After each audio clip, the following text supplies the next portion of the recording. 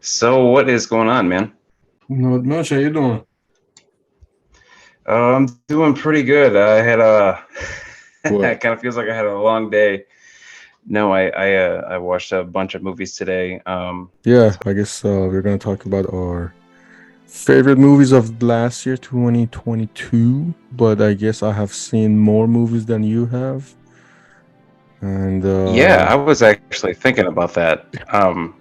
It because we had mentioned before, real quick, we had mentioned how much like TV has taken over film, and to be honest with you, I'm one of those. I am one of those people that like if I want to go see something in the theater, I do want to see it in the theater. okay. But slowly I'm becoming more and more open to like early access. Not that I've got like anything against going to the movies, it's just that Mm-hmm. sometimes like I'm just so tired at the end of the day, but I still want to see it. um yeah, I don't know, like I used to be like really against it, but now I'm evolving my thoughts on early access, because I love the Well, theater, but I guess that could be a topic. No, that's a topic that we genuinely need to dig in yeah. details. Like because it's because to be honest, every even now that these roundtables that they do with I don't know actors, directors, whatever, it's one of the questions they keep talking about it too. So I think we as a movie lovers, movie buffs, and who go to movies, or I guess you used to go to movies, we should talk about it. But yeah, yeah, I don't want to, like I said, I don't want to open it up right now. It's it's a long conversation that we need to have. But I understand what you're saying. What Well, do you feel? And to be honest, um let's we should mention that we are 2,000 miles away. You're in a smaller town than I am. I have way more access than yes. you do. So, and some of the movies, such as The Whale, you like you just mentioned earlier to me personally that it just showed up in your town. So but it's been It in just did, theaters yeah. here for a month, and Aronofsky has been doing Q&A screening. So it's a whole. But that's I guess that's the beauty of our channel that we can show two different aspects of even movie going. So yeah. Yeah, But when you because I say mean, like, early access, not every movie are available early on streaming. true, true. Well, it's one of those weird things for like, even then you don't have to wait that long, you know, because I remember, like having to wait like a while, at least a few months, before it would get its Blu-ray or DVD release, and now it seems like it's 30 days and it's Two already early months. access. Yeah, and you're gonna, I don't even. Are you like when you pay for early access? Do you buy it, or are you still renting it at a high price? I don't. I remember sometimes it's different. I don't know. On Like iTunes, I it's bought more Violent Night, expensive. and I own it. It is because, Well, like, I'll be honest. Whenever we buy anything on Prime, like, I know we do, but because I well, bought Violent Night on was Prime. so I mean, probably there. Most of the times their pricing are very similar. iTunes and Prime, I mean. Sometimes they do have exclusives, but then that's the older movies. But at least Yeah, on iTunes, most of the movies that after 2 months, typically at least the past year, they become available streaming. After 2 months, there was one exception, I think, which is we will talk about it. Um, but they are $25 or $20, depends to how big the movie is. yeah, right. But usually you can even the pre-order starts even now, like almost as soon as the movie comes out. Like I said, especially with independent movies, it's interesting how it's evolving, as you were saying. But Yeah, yeah, on iTunes it's at least $20, but bigger movies are like $25, which that's what I was typically thinking. it used to be when a movie come out on a streaming, when the digital release come out after, or and with the Blu-ray usually $10-15 maybe, yeah, because I remember, because Yeah. again, I'm one of those guys. I still love I'm being more picky right now, but to collecting the hard disk. So I would buy like the 4K with the digital code and all that. So the 4K Right. would be $25, but with the digital code, with the DVD and all that shit. Right. So now the digital and the streaming now is the same as the 4K price, which was, it wasn't like that. So that's the thing. But then Yeah, and if they're keeping track of that, they might be able to see how many viewers they're getting to, and it's kind of like, I think, in a weird way, it's starting like a new chapter in the way that films are going to be looked at and made, because we can thank obviously COVID for all that shit, but the movie is rebounding, I think, but like I kind of appreciate that. I don't know, I can make the choice of whether or not to see it at home or at the movies, and I guess it's more or less, I feel like I'm really supporting it if I go to the movies now compared to at home, where it's just like, I've watched everything else, fuck it, it's Saturday night, here's $25, I don't care, watch this. I mean, we've done that, but I think, I don't know, like even if you're like kind of on the fence about something, a lot of times I would feel more comfortable just being at home in my Jimmy Jams and pumping out the money to see Black Adam and say, fuck it, I'm not gonna get dressed up to go see Black Adam, but I'll watch it at home. I think that's kind of the appeal. I could be wrong, but I almost feel like the theater's becoming something for like nerds and old people. Yeah, no, but I want to get some honorable mentions real quick from 2022, because I should have seen more, but like everyone else, I had a very, very busy year. Good year, okay, but busy. So I want to give some honorable mentions here for film, because are we going to be covering TV too, or just movies tonight? Just our top movies of the year. Movies, yeah. Oh, let's stick to movies. Okay. So I want to give a quick shout out to, I actually didn't think I was going to enjoy it at all, but I actually liked Bullet Train. Of course you did. Bullet Train. It was a piece of shit, but I loved it because I love seeing Brad Pitt play comedic roles. I think he's so naturally good at it. That why don't you watch Babylon? Don't stop talking shit about Babylon. No, I wasn't. I was saying that I heard that. Well, you said like, that you want to hate it. Like, that's unfair. Like, well, because like it David, seems so if David, like, I would have said that. I'm like, oh yeah, that's total David thing to say. But you, no. Oh, because like I didn't.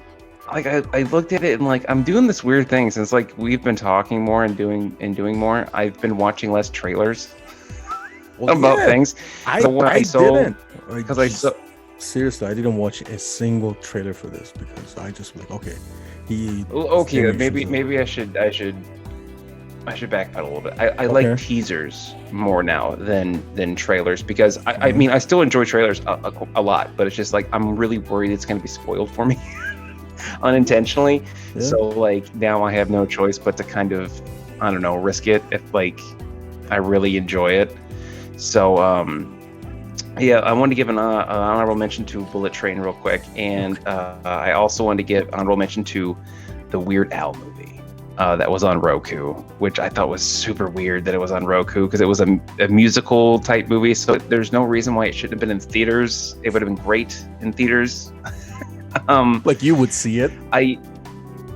Yeah, I would have seen that, because I really, really like Daniel Radcliffe a lot, and he has a good sense of humor. And the Weird Al movie was just like him, like Weird Al himself. It was ridiculous and over the top, and I really enjoyed it. It was fun. It was like genuine fun.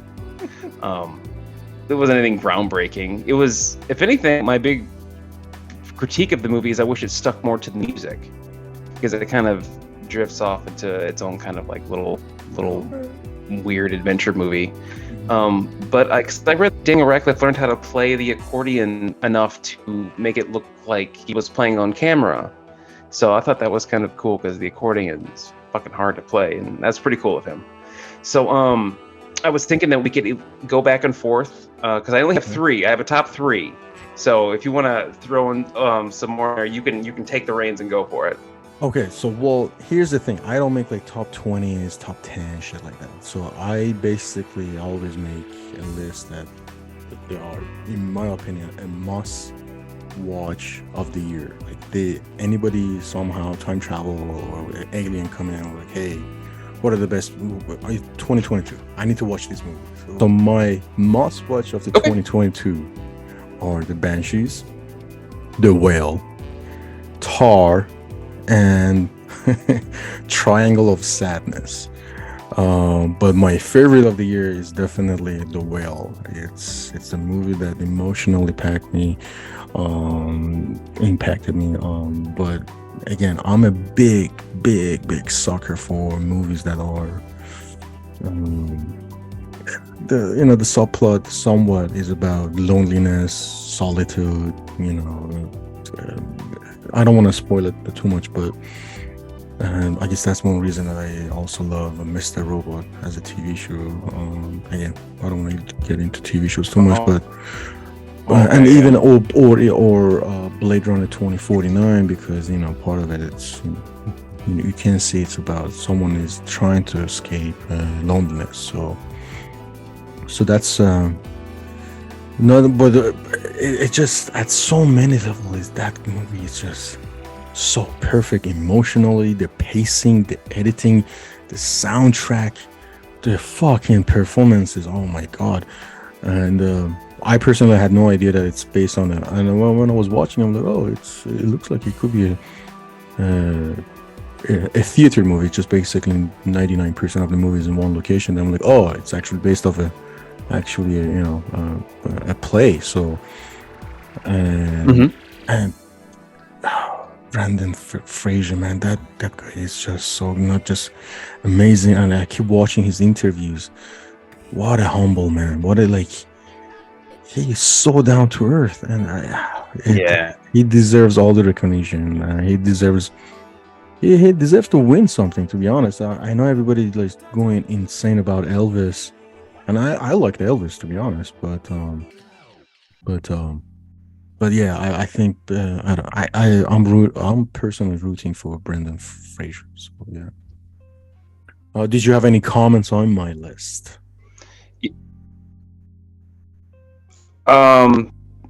Well, I have to say that I'm really excited to see The Whale. I'm going into it really blind. I like that it was highlighted for the theater by me. The marketer said it was highlighted as a cinema spotlight. So I was really looking forward to that. Which means I think it comes with a poster and some other tchotchke stuff, which I enjoy. But it means they're kind of making that movie feel special, and I really like that, and I'm looking forward to that because Brendan Fraser, sorry, he has such a and also kind of thinking your movies kind of sound like they ran with a big theme, because when I took some notes when I watched Banshee, sadness, and the first note I had about Banshee was that Colin Farrell has the saddest eyes I've ever seen. And we'll review that later, and I'll surprise what affected me when I watched that. Okay. But I think what kind of struck me was, this is going to sound really mean, but I don't mean it in a mean way. I will never watch it again, but I'm glad I watched it. Unless I'm watching it with someone for the first time, so I can see their reaction to it. I did the same thing with Benjamin Button. I love that movie. I love it. But I haven't watched it since I first watched it. It's burned into my brain. And the same thing with Banshee is I'll never watch it again. But is it just too melancholy at the end? That's why? No, it's I don't want to go too far into not the but I didn't feel sorry for Colm one bit throughout the whole thing. I thought he was an incredibly selfish character, and I thought that if anything, the best performance. I think we were texting today. My favorite character was Shoban, the sister, She was she had my favorite line. Oh, you fucking men are boring, and like she shouts it at him, and like he knows it's true. But no, she was great. She was my favorite part. Oh, and real quick, since we're mentioning Banshee, when we get to my list, I'll just go ahead and spoil it. My number one movie is the Batman from last year, but I didn't realize that, and so I texted you that both movie star Colin Farrell and Barry Keoghan. Is that how you pronounce it? I don't want to ruin it. It's like super Irish, right? Yeah. I think it's Keoghan or so. He's that actor, that young guy, plays the in a deleted scene. He played. Yeah. Well, I guess he's in the movie too. Yeah, he plays the new Joker. But I thought he was really good as like a kid. Like I didn't understand his role in the movie, and then when I kind of understood his section of it, I was like, ooh. And so it was good for me, and it was good seeing a really low scale movie. Yeah, it felt good not to like see some movie where like there wasn't some death beam at the end of like the third act, or like, you know, aliens invading. It was cool. It was really cool. And the donkey made me cry. So I'll go ahead and fess up to that. It did, man. It was like it was like just admit it. I have notes. We're gonna get into this, and I like that this movie actually. I could totally see it sparking a lot of discussions. If anything, it kind of broke my heart to see Brendan Gleeson aging so much. He seemed much more frail. He's getting up there. I really like him as an actor. He's a really powerful actor. And everything. I've loved him from Lake Placid to Braveheart to Harry Potter to In Bruges. So you did watch In Bruges, okay? So no, he was really good. So what are your? But my movie list is surprisingly bleak and dumb. I definitely watched more television this past year than film. But I have a very weird relationship with the movies that I pick as my favorites. I don't do it necessarily because maybe, you know, the whole thing was tremendous or whatnot, but my list actually composes of 3 movies we've already talked about. And I'll explain why. Okay. So, in this order, it's Violent Night, which we reviewed, and I didn't go into too much depth about it, which I probably should have, but I really, really like David Harbour. I really feel like this movie is cool to me because it set up a tradition every year for my family. This has now joined the list of movies we watch every year because we have a die-hard list, no pun intended, of what we watch for holidays, and it has to be magical, and the magic is there on those days when you watch those films or TV shows. And definitely Violent Night made that for me because it was actually, I thought it was going to be a horror movie to some degree. From what I was seeing, I'm like, oh, it's another one of those, like Krampus or some shit. And then like I watched it, like, oh, it's not that. If anything, it's a really big love letter to a lot of heartfelt Christmas movies. And if anything, it's funny to see a guy this big be vulnerable and get beat up, and like, and can we talk about John Leguizamo being like everything now? He's in the new John Wick. He's in The Menu. He was in Violent Night, and he's been in a bunch of stuff that I saw out too. But Violent Night stuck with me, is added to my tradition. I really loved it. It had Christmas magic, and I miss Christmas magic. The older you get, the more it fades. But that was great. Always recommend it. And my second was Glass Onion. Now, I love Knives Out. I have seen the first Knives Out about 18,000 times, and I laugh at the same jokes every time. Right. And it was hard for me to like understand because Rian Johnson did that after Star Wars, and I don't know if there was like a buffer in between, like a buffer movie or a show or something he did. But I will say that like when I ended up watching Breaking Bad is after the Star Wars movies came out, so I got to see his episodes of Breaking Bad, and they were really good. Of course. Looper was really good. Brick, I don't remember, but I'm pretty sure I've seen it, and it's really good. So I get that he's got politically charged stuff. I loved, again, the first Knives Out. So when I watched Glass Onion, it was a bigger scale, and at first I thought he made Benoit Blanc more comedic relief and stupid, not stupid, but like dumbed down. More shucks. Yeah. But then when I learned that it was a twist and he was playing even more of a character on purpose, I was like, oh, good writing. Good writing. And you know, the whole time I'm sitting here and I discuss with you when we see, you know, all the puzzles get delivered and, you know, she breaks into hers with a hammer. I can't remember her name off the top of my head. I'm stupid. I can't remember. Was it? Well, anyway, Andy. It was her sister playing her because we don't see her hair because it's up in a towel and she's wearing that the robe. Spoiler alert, so sorry. I love that she breaks into that puzzle. Yeah, so spoiler alert for all this. But Glass Onion had me guessing, and I've rewatched it. And that's a big thing for me is to rewatch movies because I do that a lot, just to really get a whole feel for it. You know, it's like a new suit. I want to put it on and walk around. And that movie really got me because I really flexed that it was characters and writing and a little CGI, but it was characters and writing. It was so good. It was so good. And it kept me guessing and it was fun. And some people that take it too seriously and saying that it was not that great of a sequel, well, you're fucking stupid because he subverted expectations and like he made the meme of the century. That's dumb. Are you kidding? That is oh man, that was so good. And one of my favorite jokes, I laughed out loud and I go ahead. Which one? Go ahead. No, I want to know if your favorite joke. Oh no, my favorite thing was the point out. Because it felt like a Scooby-Doo mystery, but it was funny and thrilling, which I like it when those two things are combined. Funny and thrilling, where like I'm not too worried about the characters, but it felt like a ride.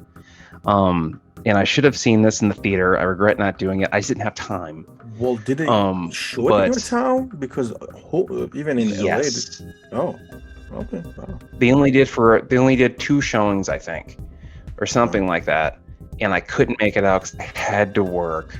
And I would have gotten like no sleep if I went to go see it. They did show it here, but I'm a really Q&A, and I missed that. I'm like, who was the Q&A? Ryan Johnson.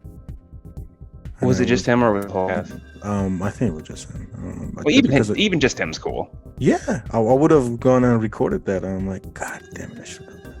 It's okay. I'm sorry. Actually, it was the Thanksgiving you're weekend. You're good. So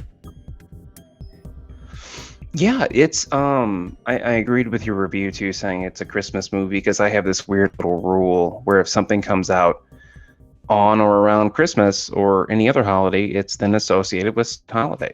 They pick the date, so fuck you. Because I have 2 movies I consider Christmas movies because they came out. We used to go to the movies on Christmas, my wife and I, every year before we had kids.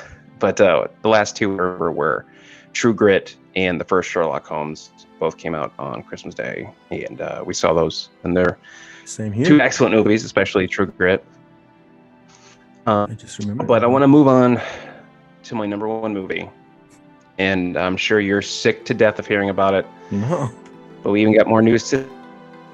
This is the Batman. Yeah, I'm excited about the Penguin show, and they actually have one of the girls that was in The Sopranos that played Johnny Sack's daughter is actually playing the daughter to Carmine Falcone. So I thought that was really cool. Wow. Yeah, she doesn't have a lot to play in it, but she there's really good scenes with her at the end of the series with Johnny in jail. But I think that the reason why I loved Batman so much is as a fan of the character, it was finally something I got to see that he was officially my version of the character in the story that was focused around Bruce and him. It was better to me seeing the duality of him and the little boy, because my favorite shot in the whole movie, favorite shot is at the end, spoiler, when he's he's cut the cable and he goes down into the water in the stadium, and he comes up and he makes the choice to be more. But when he moves all the shit out of the way and he's putting his hand up, he does it to the mayor, but behind the mayor you can see in the frame is the ex-mayor's son, the little boy throughout the movie. He takes his hand first, and I loved that, because then everyone else follows in tune, because it's almost like, if it's okay, if this little boy says it feels safe, then it's good. It's safe. So the Batman also kind of changed my life. I lost 65 pounds because of it. I got my shit in order. I went from 242 March, the day I saw it, and then I got all the way down to 185. I started lifting weights, and it motivated me to be better in that character. That's the whole, thing that I just needed motivation, and that movie gave me, and that's why it's special. And I think that hope everyone this gets to Matt Reeves now. I don't think anybody has told him that that movie had such a big impact on anybody. Like that's fantastic. I hope genuinely he hears that. Yeah, he's such a good writer and such a good storyteller, and the way that he presented Bruce and the way that I feel about him and his inner anger and this real duality with the character, where, like, I understand their interpretations, and this interpretation, Bruce isn't at the Playboy, part of his arc yet, but I loved that he feels only comfortable as Batman, and that's kind of the idea of this movie. Is like, I wear tinted glasses a lot to hide my eyes, because I have some anxiety when I talk to people, and I looked at the one of the themes of the Batman is masks. You can be free behind your mask, no limits, and that was the kind of thing that cemented it for me, was seeing him in that costume, being that persona, and the confidence that comes from that gave me confidence, and that's the fucking point of the character. So Matt Reeves did a fantastic job for me personally, and I like to see movies that push film, and that did it too, with the way they did the cinematography and the way they shot a lot of things. It pushed film forward, and that's why for me it's not just Avengers 7. It's not. And this could also be a standalone movie for the most part, but the idea that Rob wants to play this character 10 years is some real dedication to someone who's a very serious actor. And I didn't take Rob Pattinson seriously at all for a long time, until I saw Lighthouse, and I went, okay. And apparently I need to see a movie called Good Times. Have you seen that? Yep. But the movie that got me into his acting before that, he did a movie with Guy Pearce. It's an apocalyptic movie, and he's so fucking fantastic in that one. Yeah, I'll look that up, because I'm also a huge Guy Pearce fan. Because I know that, like, you're a big fan of Dune, the Dune movie, and the director, whose name I can never pronounce. Denis Villeneuve. Yeah, he's got a beautiful name, but I'm a fucking idiot. He was hinting and winking that he wanted Rob for Dune in one of the sequels, and wow. I don't know which character, but he wanted him, and I was thinking, like, oh my god, if they can work together, wow. So no, that's cool, man. It's I really like to see, just real quick. Sure. I just wanted to point out real quick that I'm really enjoying that your selection of movies from last year all had a consistent theme. I think that's really cool. What theme is it? What theme is it? Just the way I with the movies, if I'm understanding that. I mean, granted, I haven't seen The Whale, but from what I know of the other movies that you watch, that it always has the same kind of theme of, like, really deep voices moving towards some kind of, like, I don't know. Well, let me look at my notes real quick, because I wrote something down specifically for Banshee, And oh, one of the things I wrote here was from Banshee was Colm, and the thing is, I really thought that legacy was his problem.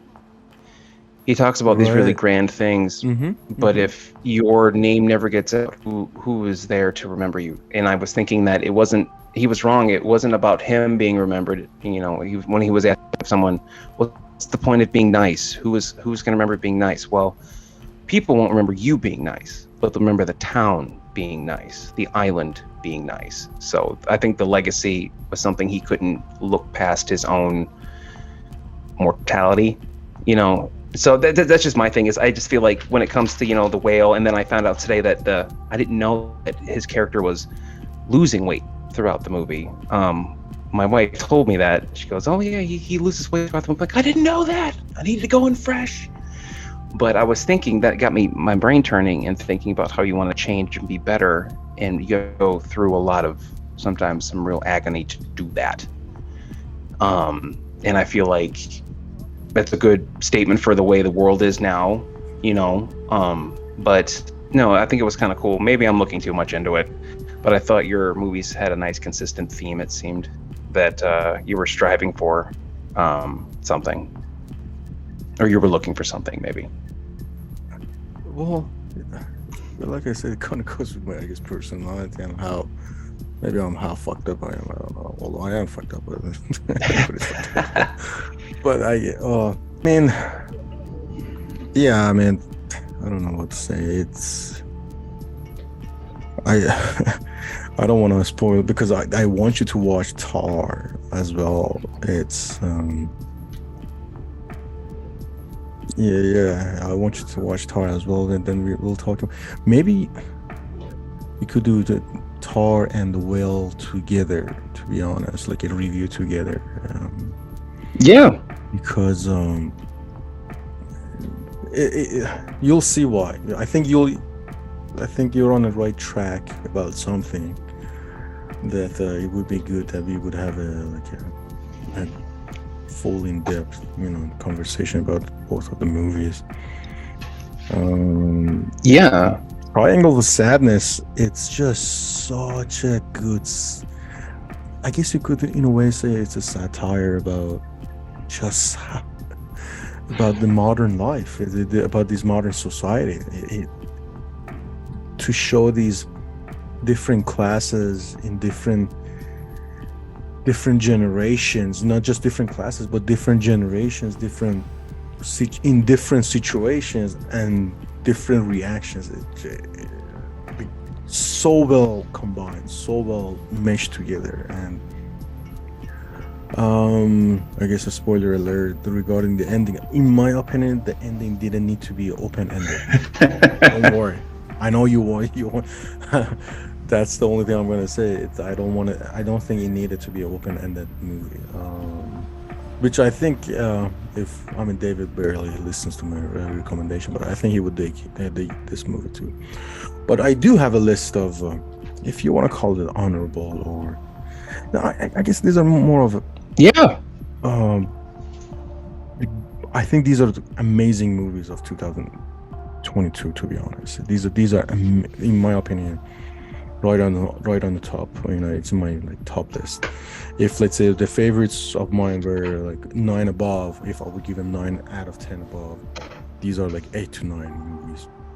I'll just go from alphabetic A to Z. So I'll start from Babylon, Batman, Elvis, which I know you would hate it. I know you would hate it. I need to watch it though. She Said, one movie that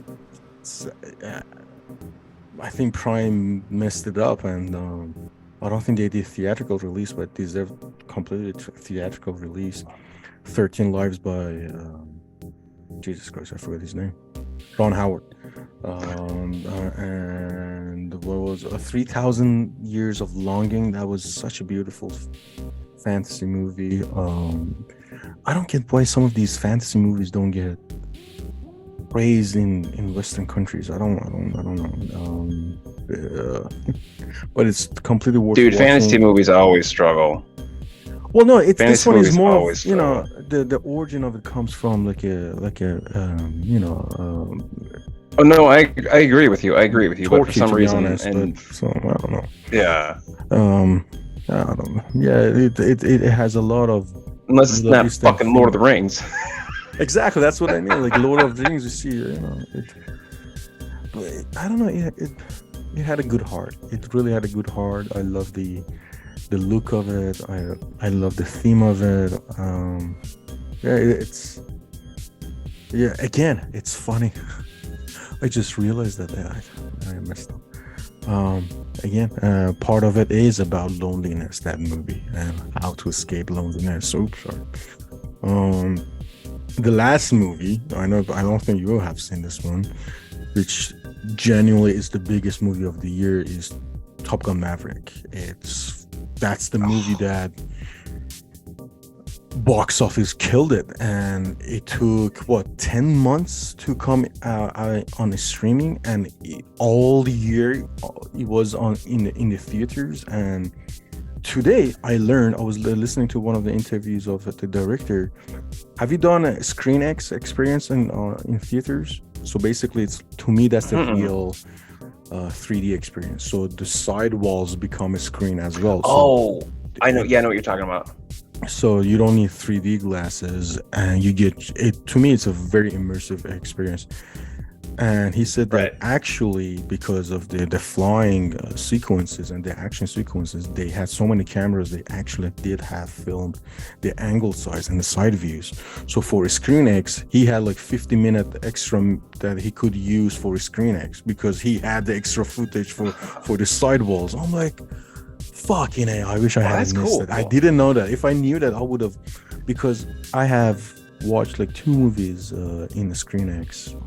And I think Regal has it. Yeah, I mean Regal does have it, but I don't think like AMC or the other ones have it. Or at least I don't know. To me, I did watch the last Spider-Man and Ford versus Ferrari. The Ford versus Ferrari was so fantastic in that format. I fucking loved it. Like, especially the racing form. It was that, to like, just imagine Top Gun would be like that. I'm like, oh man, I wish I had seen it in that format. That's what I'm to be. And you know, they did a fantastic job, and I think part of it goes kudos to Nolan, because if he hadn't done Dunkirk, those dogfight scenes, and basically they all of it practical, and they invented new shit how to film it, that basically convinced, that was part of the, you know, convinced that Tom Cruise, they can actually do it practically, not in the studio behind the, you know, stuff, but behind the green screen. So it kudos to them. I mean, was it the biggest sold out movie? Or I mean, I'm pretty confident it was, because even when I was working at the theater for a minute, like, I don't know what it was, no one really gave a shit, but man, like the 4:00 Maverick, dude, we got beers going, we got burgers, we got popcorn out the ass. Like, dude, those guys were like chest bumping before going into the movie. I was like, we'd all kind of like, some of them, and I mean, like, I have college, I mean, but like some of those bros, man, like Maverick, and I was like, dude, I wish I was happy about anything. But dude, they loved it. Sold out of that thing all the time. We sold Elvis. Oh. And then it's not like a knock on anybody, but I'm just like, there were a lot of boomers at this showing. But it's interesting. That guy's getting popular though. Yeah. No, I mean, he just won Golden Globe, but yeah. Oh, he did? Yeah, he did win Golden Globe for whatever character it was. Because I know, Did Austin Butler? Yeah, Austin Butler. He's gonna be in. Well, he is. I think he said he finished Dune 2. So I'm curious about. Oh wow! What? It's done? At least I thought that they were shooting it this summer. No, they already started that. Maybe I was wrong, or maybe they shot this past summer. Maybe I'm an idiot. Shit, I can't, man. I don't even know what the hell it is. It's in most likely it's in post now. These movies take a whole year to. It's funny, like not a lot of people realize that a lot of big movies, blockbuster movies, take a year to edit or post production. So, to be honest with you, before you know what, the new Nolan movie is going to be out too. So, I mean, less than 6. Is it the July 20th, something like that? So yeah, it's almost 6 months. Yeah, it's gonna be he's gonna have like a cool big summer movie, which will be like it's crazy to me. It's how Oppenheimer is a. Why? I just don't see Oppenheimer as a. Again, I haven't seen the latest trailer. I've seen parts of I did see a teaser. I listened to the trailer. I didn't watch it. I still don't get how it would make people excited to go to see I don't see it as a summer blockbuster movie. Let's say it like that. Yeah, I don't see it. I mean, he does have a big fan base, but as if Well, I'm kind of curious what it's going up against. Is it? I'll have to break down. I'm excited, Barbie. It's gonna be fucked. I mean, it just looks fun. But Dial of Destiny comes out, I think, in June. The Indiana Jones movie, and then Barbie, and then I think this year. I think that it's all like sequels and prequels and remakes and shit, like John Wick 5 and Alien or Ant-Man and Wasp 22 or whatever the new one is. Like, I didn't even know there was a new one coming out, but I don't know, man. I don't get me wrong, I enjoy some Marvel. I do enjoy some Marvel movies, but like I'm just saying that like it's really cool that Oppenheimer is at least going to be like it's not a remake or something. And I'm actually glad that Cillian Murphy gets like some big time screen time. He's really good. Cillian is fucking good, dude. Speaking of actors who are in every movie, because this really Cillian was just killed his role in Peaky Blinders, and Anna Taylor was in it, and she's in everything, dude. Like, speaking of, you were saying John Leguizamo is in everything, but she's in everything. I just actually last weekend I watched Northman. She was in it. She was in The Menu, like you said. She was in Amsterdam, in David O. Russell movie.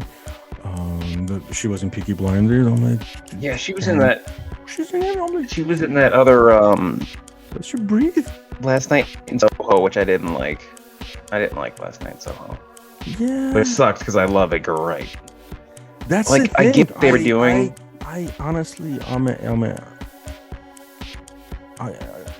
Edgar Wright fan, but his last 2 movies just wasn't right on my alley. I don't want to talk shit about him. Like, I don't think they are bad movies. I just maybe have too much high expectations from him, but they didn't satisfy me. I'll have to be honest, but he's a good filmmaker. Yeah, there's no doubt about it. It's like it.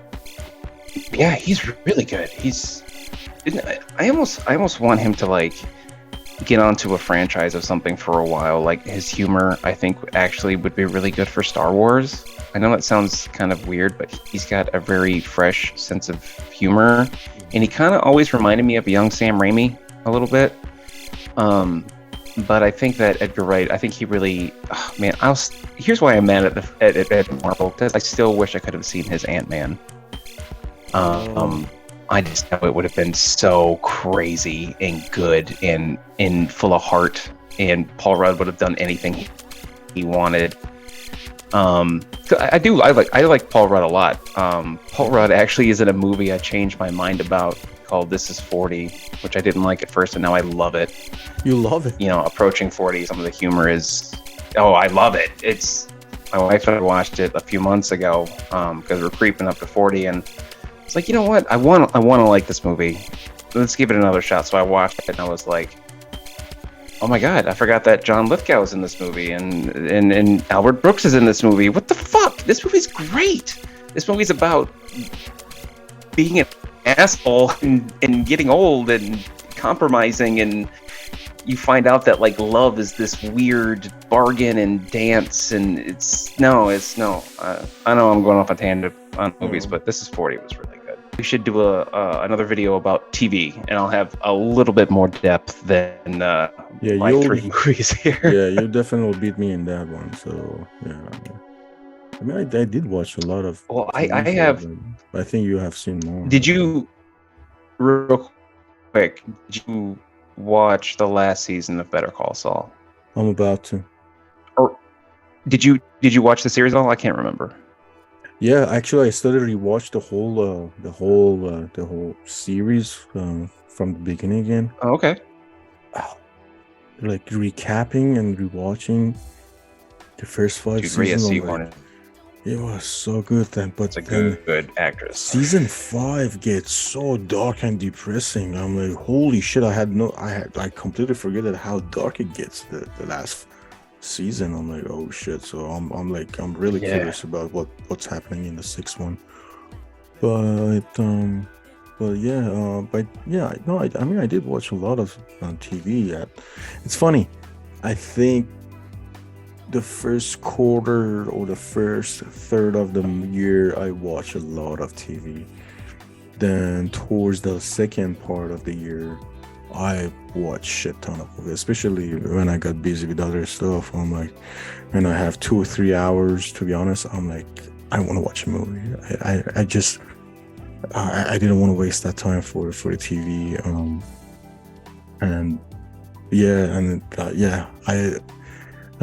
I grew up watching movies. Then again, there is nothing wrong about watching TV shows. I don't know if I would agree with you. TV took over movies in per se, but yeah, it's just, and I think it has impacted the movie viewers or moviegoers, because I feel like sometimes just crowd or the audience that just expect like every detail of the plot or of the story, or I'm like, just settle down. It's just a 2-hour or 3-hour movie. Let's give it your right. You don't need to see in that scene who the person on the left side farted for a reason. You don't need a sequel or a whole fucking hour of episode to say, you know. I'm like, that's how TV has become. Like, no, and that's the other thing too. You know, I'm like, no, you don't. You genuinely don't like that. The whole point of the movie is what's this. This is the real plot. Those are right. You don't need about the subplot. You just care about the actual plot and follow that, and that's the journey that it's taking you. You don't need, those little you don't genuinely don't need every background for every character. That's my opinion, but yes. Sometimes like when I debate with them, I'm like, why are you asking about that? Like, it's again, some parts as a viewer, you are allowed to make a choice in your head, like, oh, the reason that side character did that or was because or made that decision because maybe perhaps you are allowed to have that imagination. You are why it doesn't get right.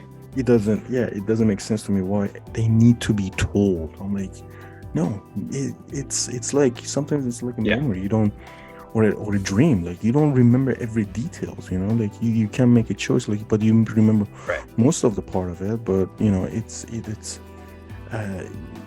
it bothers me. Like, the people sometimes they need to be told every detail. No, you don't.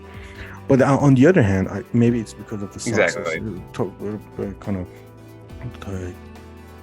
giving some credits to Marvel. I feel like the success of Avengers, that because it was a 3-hour movie, now a lot of the studios are willing to risk or release movies that are longer and they're 3 hours. again, another example, the Batman. Yeah.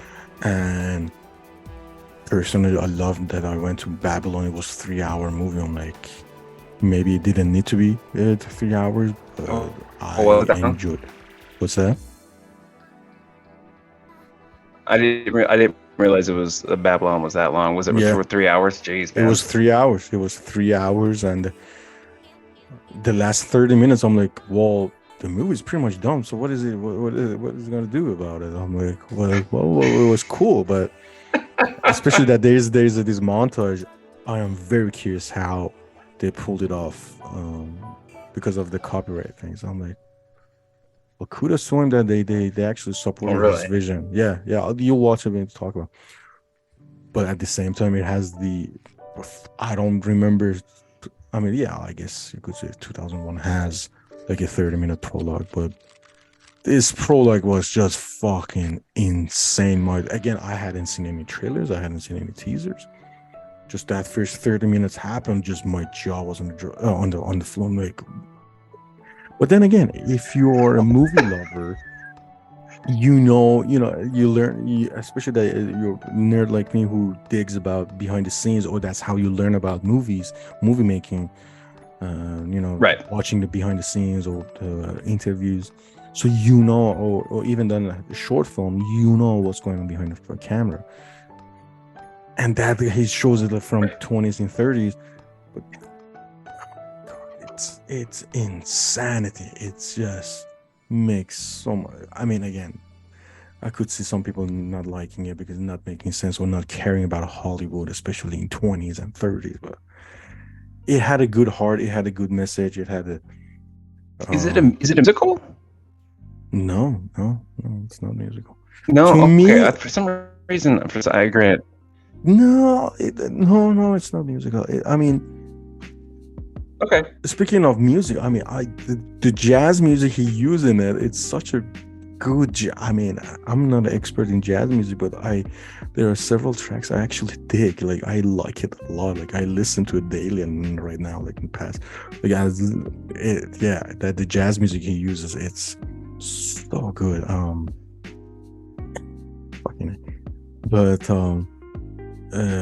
But he's tracking shots and all that.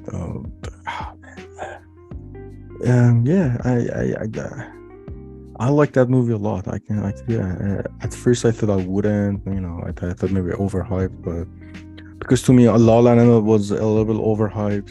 I recently watched it again. I like it better now, but to me it's like combination of not necessarily like saying copyright, like the texture of it, the feeling of it, the theme of it is like the mixture of La La Land, Once Upon a Time in America, and Wolf of Wall Street pacing. Like, it's all the energy of it, the color of it, and kind of the theme of it is all it kind of maybe saying mashup is wrong, but it had, because it is a unique movie, especially like I said, that montage he has at the end. But then again, that montage also reminded me of another movie that I don't want to spoil it, but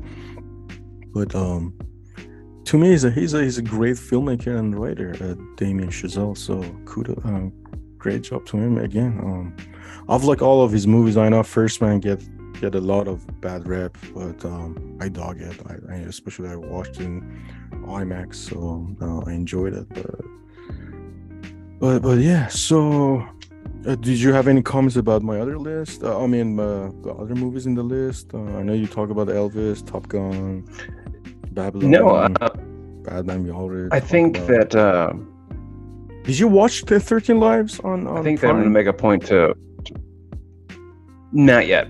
I'm gonna make a big old list, and I'm just gonna start knocking some stuff off. Especially, I'm probably gonna watch anything I missed on your list for top movies of last year. And yeah, so hopefully this time next year, my list will be a little bit beefier. So that's my goal. But overall, when I look at what I chose as my favorite movies, I really picked stuff that I'm gonna love for a long time, and I'm really glad I got some of the stuff I got this year, and I do always hold out hope every year that I know I'm going to have at least one movie that's really gonna impact me and make me think, or something I'm gonna definitely buy and can't wait to watch again or experience with someone else, or because as personally, I work retail.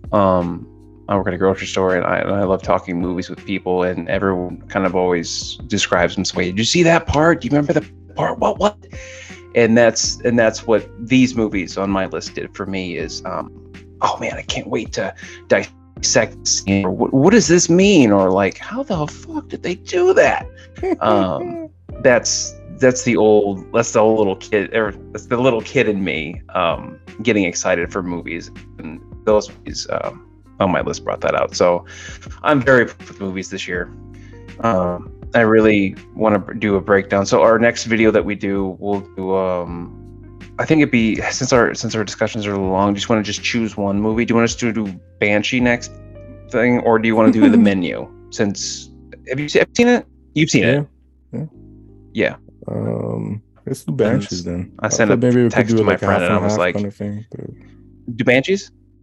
Oh yeah, we can. I just didn't know if you want to do a long form discussion. Yeah, we can do half and half for sure. I think Banshee's is going to take a while because it's going to. You're probably right because yeah, let's do Banshees, just Banshees.